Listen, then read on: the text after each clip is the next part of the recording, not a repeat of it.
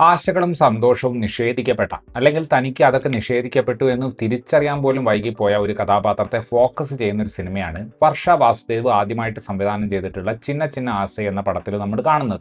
അതുപോലെ ഒരു ക്യാരക്ടറിനെ ഒരു ഡ്രാമയുടെ കേന്ദ്ര കഥാപാത്രമായിട്ട് കാണുന്നു എന്നത് ഒരു ഫ്രഷ്നെസ് ഉള്ള സംഗതിയാണ്. പക്ഷേ ഈ സിനിമ ഒരു രാത്രിയിൽ നടക്കുന്ന ഒരു കഥ എന്ന ലെവലിലേക്ക് കാര്യങ്ങളെ കൊണ്ടുപോയിട്ട് ക്രിയേറ്റീവായിട്ട് വലിയൊരു റിസ്ക് എടുക്കുന്നുണ്ട്. ഈ കഥാപാത്രത്തിന്റെ പാസ്റ്റിലെ ട്രോമകളും ഇപ്പോഴുള്ള സന്തോഷവും സംഭവിച്ചേക്കാവുന്ന ഒരു പ്രണയവും ഒക്കെ പറയുന്ന ഈ പടം ഒരു ചെറിയ ടൈം സ്പാനിനുള്ളിൽ ഒരുപാട് കാര്യങ്ങൾ പറയാൻ ശ്രമിക്കുന്നുണ്ട്. അതുകൊണ്ട് തന്നെ വല്ലാതെ ഡയലോഗ് ഹെവി ആകുന്നുമുണ്ട്. ചില ട്രാക്കുകൾ മനോഹരമായിട്ട് ലാൻഡ് ആവുകയും ചിലതെല്ലാം കുറച്ച് പ്രീച്ചി ആവുകയും ചെയ്യുന്ന ഈ പടം എഴുത്തിൽ കുറച്ചുകൂടി റിഫൈൻമെന്റ് ആവശ്യമുള്ള കണ്ടിരിക്കാവുന്ന ഒരു സിനിമയാണ്. തഞ്ചാവൂരിൽ നിന്നുള്ള ലീല എന്ന സ്ത്രീ ഒരു ടൂർ ഗ്രൂപ്പിനൊപ്പം വാരണാസിയിലേക്ക് വന്നിരിക്കുകയാണ്. നിർഭാഗ്യവശാൽ അവർ ഒറ്റപ്പെട്ടു പോവുകയും ഗ്രൂപ്പുമായിട്ട് കോൺടാക്ട് ചെയ്യാൻ പറ്റാത്തൊരവസ്ഥയിലേക്ക് എത്തുകയും ചെയ്യുന്നു. ആ ഒരു അവസരത്തിൽ മലയാളിയായിട്ടുള്ള മാധവൻ എന്ന ടീച്ചറിനെ അവർ അവിടെ വെച്ച് കാണുന്നു. മകളെ ഇടയ്ക്കിടയ്ക്ക് കാണാൻ വേണ്ടി വാരണാസിയിലേക്ക് വരുന്ന മാധവൻ ലീലയെ സഹായിക്കാൻ തീരുമാനിക്കുന്നു. അങ്ങനെ ഒരു ദിവസം ഇവരുടെ രണ്ടുപേരുടെയും ഇടയിൽ നടക്കുന്ന സംഭവങ്ങളും സംഭാഷണങ്ങളുമാണ് ചിന്ന ചിന്ന ആസ എന്ന സിനിമയിൽ നമ്മൾ കാണുന്നത്.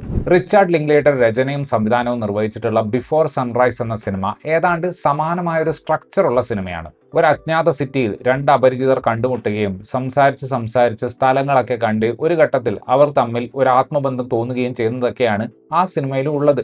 ചിന്ന ചിന്ന ആസ എന്ന ഈ സിനിമയുടെ തുടക്കത്തിൽ വരുന്ന ഒരു സീനുണ്ട്. അതായത് ലീലയ്ക്ക് മാധവ മാഷ് ഒരു ചായ ഓർഡർ ചെയ്ത് കൊടുക്കുമ്പോൾ ചായ കുടിക്കില്ല എന്ന് പറയുമ്പോൾ പുള്ളിക്കാരൻ ആ ചായയും കൂടി എടുത്ത് കുടിക്കുകയാണ്. വളരെ കാഷ്വൽ ആയിട്ടുള്ള ആ ഒരു സീൻ ക്രിയേറ്റ് ചെയ്യുന്ന ഒരു ഹ്യൂമർ കണ്ട സമയത്ത് ഇതുപോലെ വളരെ ഗ്രൗണ്ടഡ് ആയിട്ടുള്ള മൊമെന്റുകളായിരിക്കും ഇനി അങ്ങോട്ട് ഈ സിനിമയിൽ ഉണ്ടാകുക എന്നൊരു പ്രതീക്ഷ ഉണ്ടായിരുന്നു. പക്ഷേ കഥ മുന്നോട്ട് പോകെ കഥാപാത്രങ്ങൾ കൂടുതൽ സ്റ്റിഫായി വരുന്ന ഒരു കാഴ്ചയാണ് കാണാൻ സാധിച്ചത്.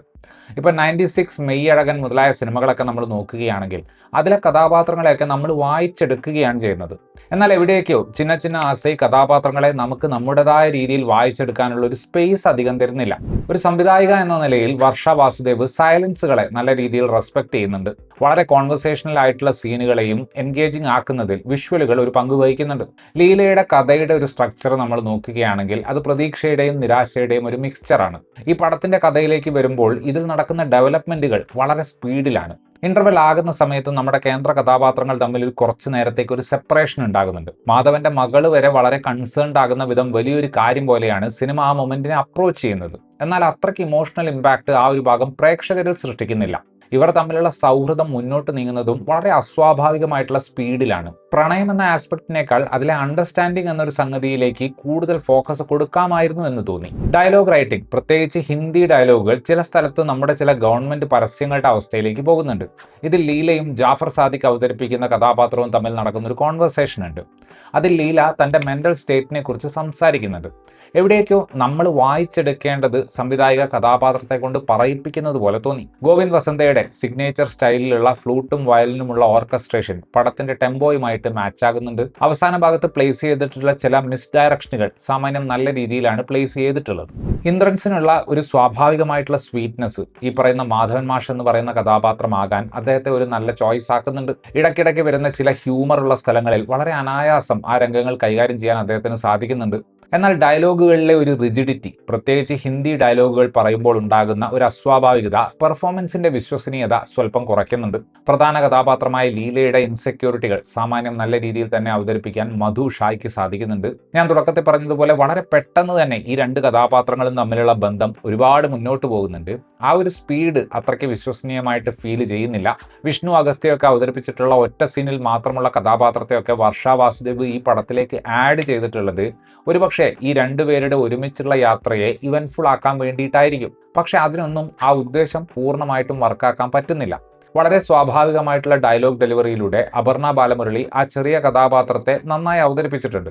മ്യൂസിക് റൈറ്റ്സ് ചെലവാകാൻ വേണ്ടി ഷൂട്ട് ചെയ്തതാണ് പുള്ളിക്കാരിയുള്ള പാട്ട് എന്ന് എളുപ്പം മനസ്സിലാകും. തമിഴ്നാട്ടിലും കൂടെ റിലീസ് ചെയ്യാൻ വേണ്ടി എഴുതി ചേർത്തിട്ടുള്ള തമ്പി രാമയ്യയുടെ കഥാപാത്രം സിനിമയ്ക്ക് ഒരു ബാധ്യതയാണ്. ജാഫർ സാദിഖ് തനിക്ക് ലഭിച്ച കഥാപാത്രത്തെ വൃത്തിയായിട്ട് തന്നെ ചെയ്തിട്ടുണ്ട്.